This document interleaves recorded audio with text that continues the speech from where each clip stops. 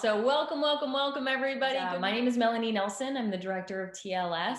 So today we're going to be talking about the science behind, I know, don't worry, for all of you, I'm a total science geek. I love science.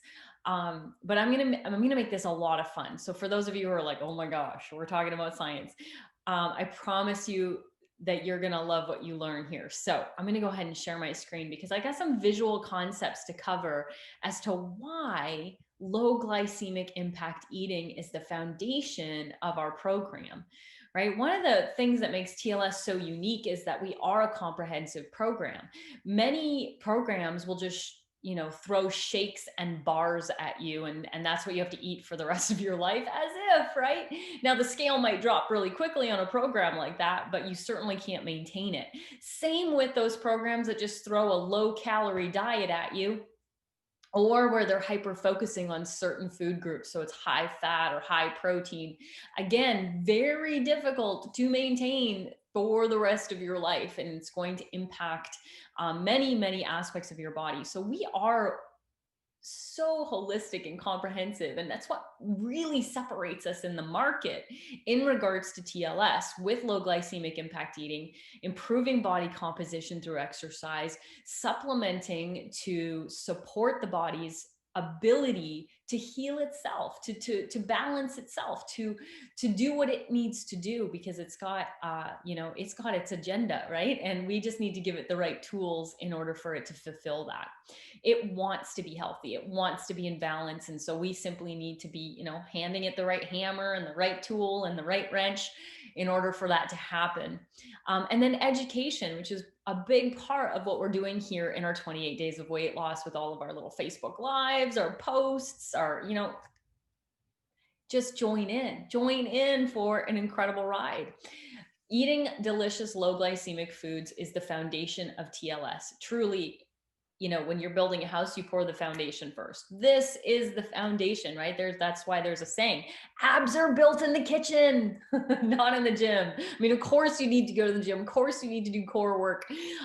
However, you're not going to see those abs unless your diet is on point, my friend. And that is what we're talking about. So let's talk about glycemic index. What is it? Well, it's a ranking system that measures the carbohydrates in a food according to how they affect the blood sugar level. So we want to stay away from high glycemic foods, because guess what? When we eat them, they go like that graph, the red line spikes the glycemic index, and it creates a high level of sugar in the blood. We're going to see a high level of glucose in the blood. And then what happens is it crashes like a rock, and see, it's way down. We're approaching an hour and a half after eating something high glycemic, and we're like, right? We need the 3 o'clock nap, or we need to go grab for something sweet again, or something high glycemic again. And so a white bread is practically like eating a tablespoon of sugar, okay? Because that's how quickly a slice of white bread will turn to sugar in your blood. Pasta does the same thing, which is why you're hungry quickly after it, right? You eat Chinese food, right? How many of you have ever done Chinese takeout? And then you're hungry an hour and a half later, and you could eat a whole nother full portion of Chinese food. Why? Because of this, you guys, because of this. Low glycemic foods are the yellow line. And so they don't spike the blood sugar. They kind of come in, they're not coming in like a lion and going out like a lamb, right? Like that's high glycemic food. They're like, ooh, the turtle, right? The turtle's going to win the race. And it comes in and it just spikes it a little bit. And then, you know what? You're good to go. You're good to go. You don't have that huge spike in energy and then drop in energy. You're feeling good.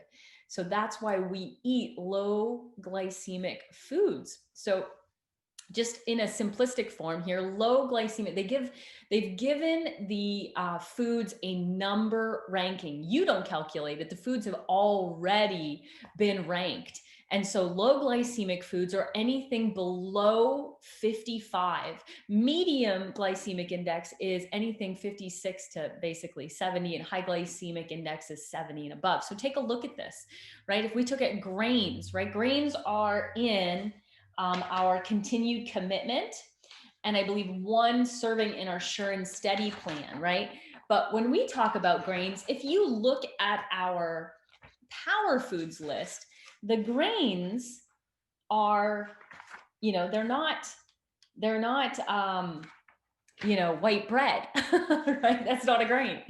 And so they're more closely to the garden patch, right? And they might be a little bit on the medium glycemic index, but you're only having 1 serving a day on Sure and Steady, right? You're not having a loaf of bread. You're having 1, like I always say, can you eat 1 chip or do you have the whole bag? Because a chip might be high glycemic and you can have a chip, but the whole bag, oh my gosh. So it is also about quality or quantity, right? Which is why you have 1 serving of grains a day on our Sure and Steady program, because that's not going to throw the whole thing off, right?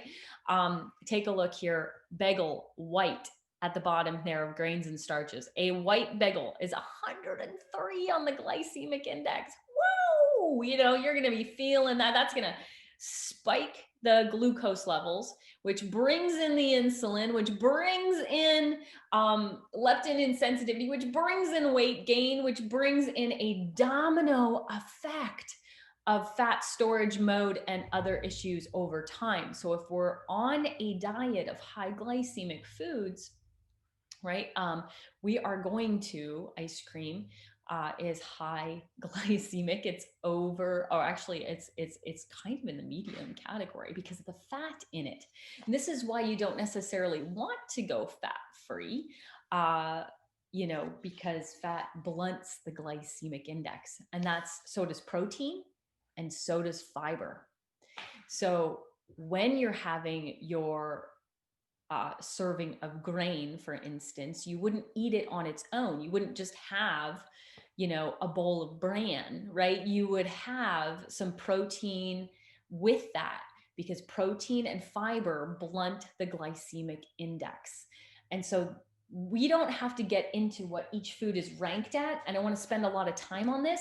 Just know that if you follow the Power Foods list on your program and you follow this, you're going to be just fine.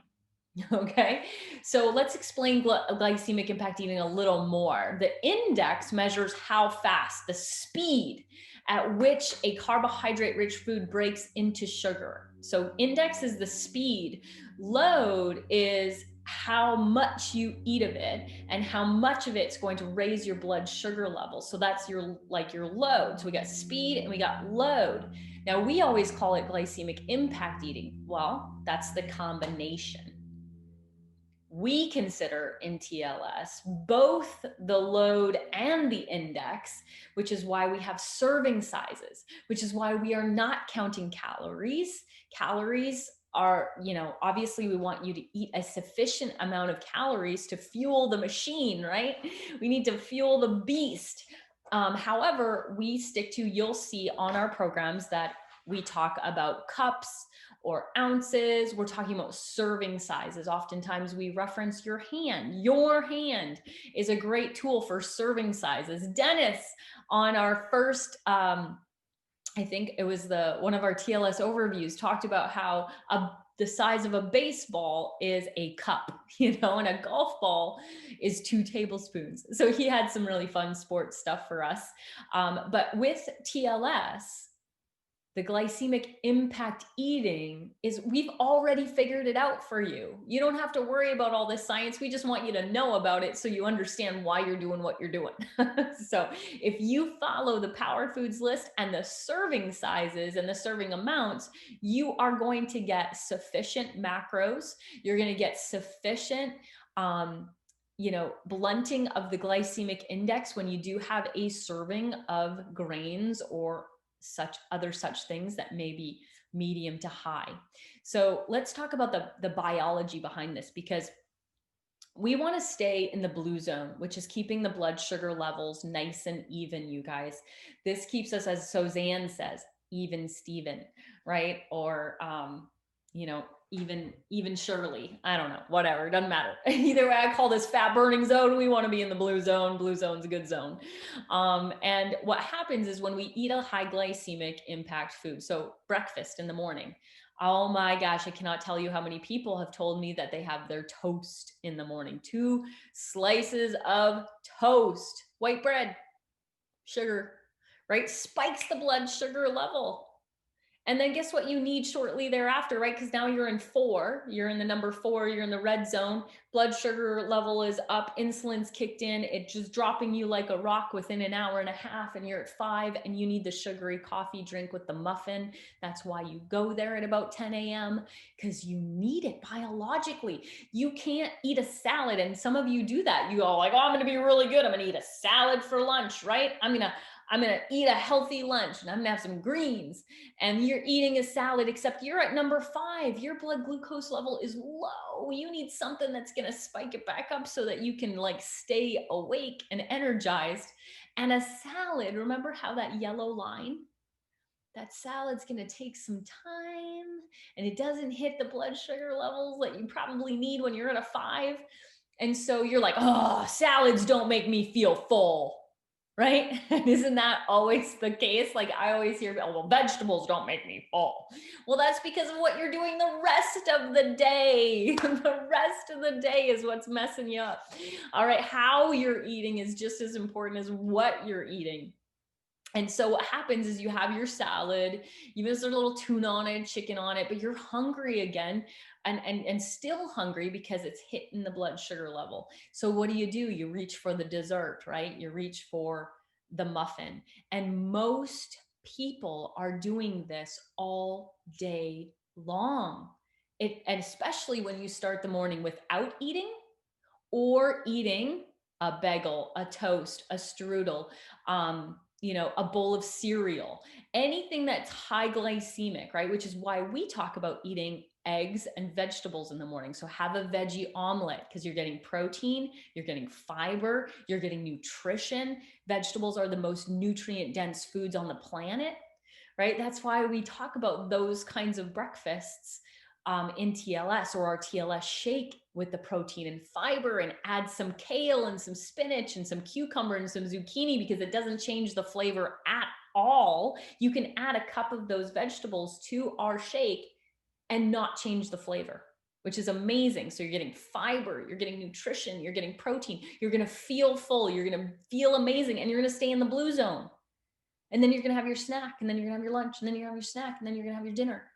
Right? So you're staying in the blue zone when you eat the TLS way, right? 3 meals, 2 snacks, low glycemic impact eating, protein and fiber, right? All of this is keeping us in fat burning mode. No matter if we hit the gym or not, we're staying in that blue zone.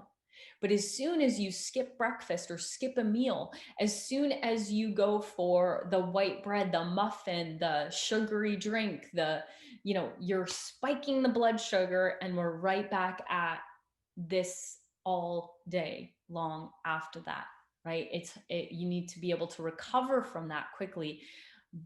And that's a difficult thing when you're eating high glycemic foods or skipping meals. Okay, so both of those things we want to avoid at all costs, because the repercussions of years of eating high glycemic foods will really cause a lot of health issues down the line, including a tremendous amount of weight gain. And then that leads to other health issues. And so a balanced diet of low to medium glycemic foods get you back on track to finding your fit. And that's what we do. That's why you're following our meal plan. That's why you're eating our power foods. That's why you're having 3 meals and 2 snacks every single day, is to keep you in that fat burning mode. But it also, guess what, promotes cardiovascular health, helps maintain blood sugar levels. So that's really, really a good thing for many reasons, right? Energy, mood, prevention of blood sugar level type diseases, and assists the body to burn fat, improves energy. Low glycemic foods also have a natural anti-inflammatory effect, which is going to also have its multiple benefits. So no matter which one of our programs you're following right now to get off of the holiday eating, which is a lot of high glycemic, right? A lot of treats, alcohol, a lot of heavy fats, those aren't so much high glycemic as they are just heavy for the body to deal with. And so, now that we're transitioning off of the holiday eating and into a TLS plan, know that these servings are about the load, the food is about the index, and low glycemic impact eating is about both. And so you're following our servings, you're following our meal plan, doing your 3 meals and 2 snacks a day so that you can maintain that healthy blood sugar level throughout the day, improving your mood, your waistline, your energy level, all benefits of a low glycemic impact eating, which is in the US has 40 years of research behind it, that it is one of the healthiest ways to eat. And a healthy body will get to a healthy weight. Thanks so much for joining me. We'll talk to you soon.